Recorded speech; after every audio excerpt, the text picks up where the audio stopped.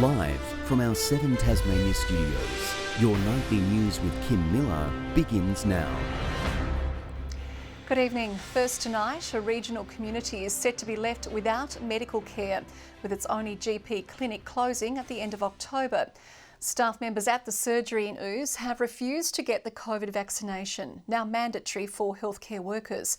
It's left locals devastated. Shutting its doors for good at the end of next month, this clinic in Ouse, the only doctor surgery in the area. I don't know what we're going to do without a doctor's surgery out here. It's devastating. There is not another doctor's surgery for a long distance. Jodie O'Byrne has 4 kids. She's now worried about how she will access medical care. Any parent would know they can get sick just like that and you need medical help. And it's too far away. While Frances McDonald has a condition which requires her to attend the doctor surgery once a fortnight. I have no idea, no concept at all of what we're going to do. I mean, there are no other doctors around to actually go to. It will mean more than a 45-minute drive just to see a GP. New Norfolk is the closest, and I'm hearing that they're not taking any more patients. It'll end up people getting to the Royal by ambulance. The decision to close made by the clinic as a result of COVID vaccinations becoming mandatory for healthcare workers. He has said no, he's not going to have it himself.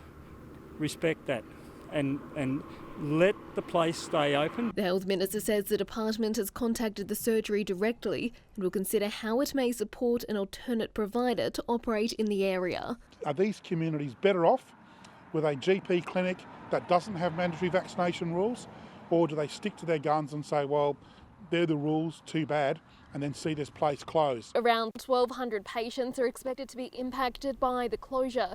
They're calling for urgent action, worried they'll be left without medical care.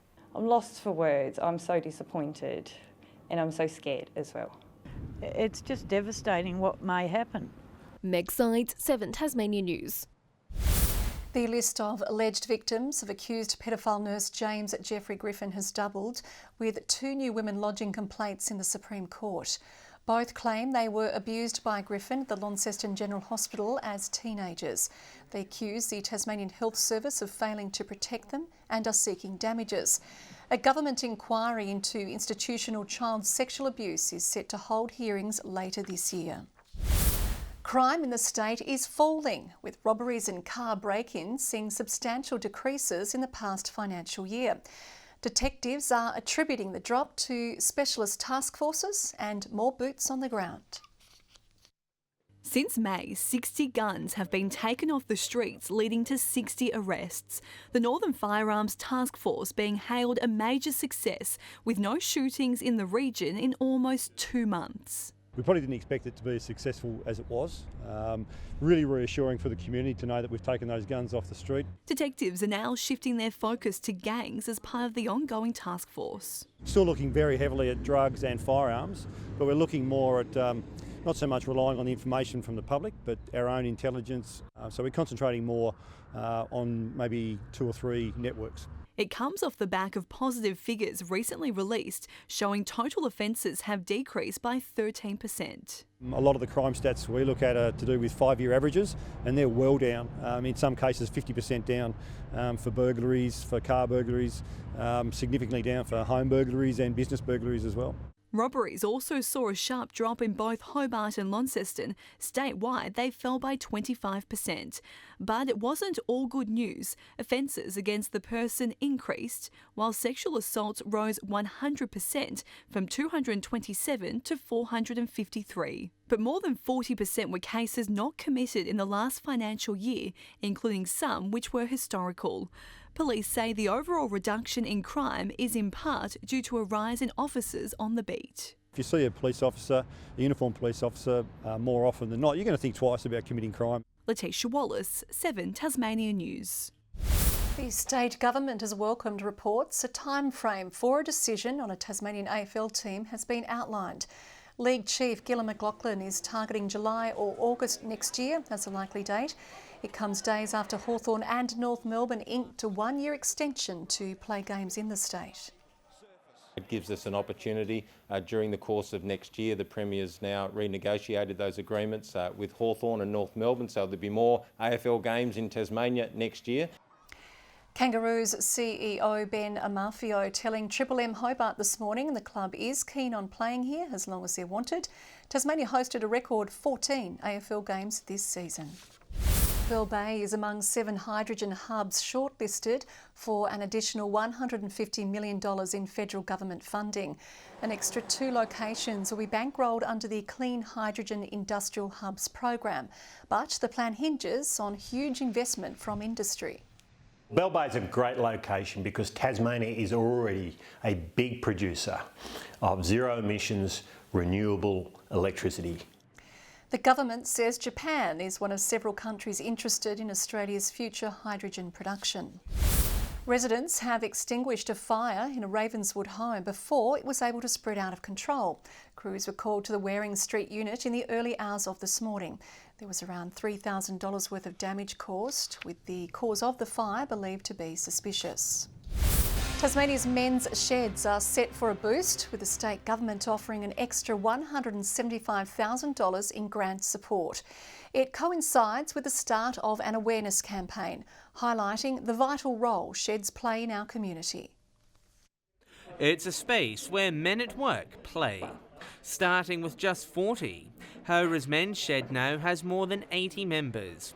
While sawing, hammering and creating is their main focus, there's plenty more on offer. Some might only drop in for a cup of tea, that's quite fine. We play cards on a Thursday and just do what we want to do. Also providing a vital space for men to feel comfortable and have a yarn about what's on their mind. In a group, they get confidence of each other, and then the conversation flows after a time or two. St John's coming here giving talks on first aid and resuscitation, that sort of thing. As the program grows in popularity, there's a need for more space and equipment. The state government offering a new round of grants as part of Men's Shed Awareness Week. Up to $6,000 is available to purchase tools and items focused on mental health and well-being, while grants of $20,000 are on offer for major capital works. They interact with the local community, get the men out of their homes and into a little bit of action, handwork. Such an interest that is being created, and sheds are outgrowing themselves and they need extension. With the machines and programs they need carrying a hefty price tag, the funding is being welcomed. A good response last year, and that's it gets better each year, more interest each year for sure. John Hunt, 7 Tasmania News.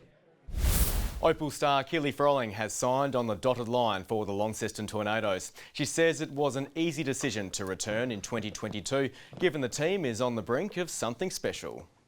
It was really sad that we didn't get to finish it off, and I think that's going to be really good for us leading into next year to get some carryover from this year and hopefully add a few pieces in. Froling flies to Jordan this week to play for the Opals before a stint with Sydney in the WNBL. Good evening. 14 in Launceston today, 13 across Hobart, Burnie and Devonport. 15 was the state's top about friendly beaches and St Helens, Bushy Park 11 and 12 at Strawn. On the close-up shows cold speckled clouds sweeping over Tasmania. Further out, a cold low-level cloud is seen streaming over the southeast of the continent, with low cloud also blanketing the Bight. Tomorrow, a high over the Bight extends ridges over most of Australia, while a weak trough approaches Tasmania. Southwesterly winds tomorrow 20 to 30 knots, swells up to 7 metres in the west and south and up to 1.5 metres in the north. A strong wind warning is current for all Tasmanian coastal waters, Frederick, Henry, Norfolk Bay, Storm Bay and the Channel. A minor flood warning for the North Esk rivers and a warning to sheep graziers is current for the east coast and southeast grazing districts. Tomorrow's forecast now: Hobart cloudy, 12 at Adventure Bay, Tarraleah a shower or 2.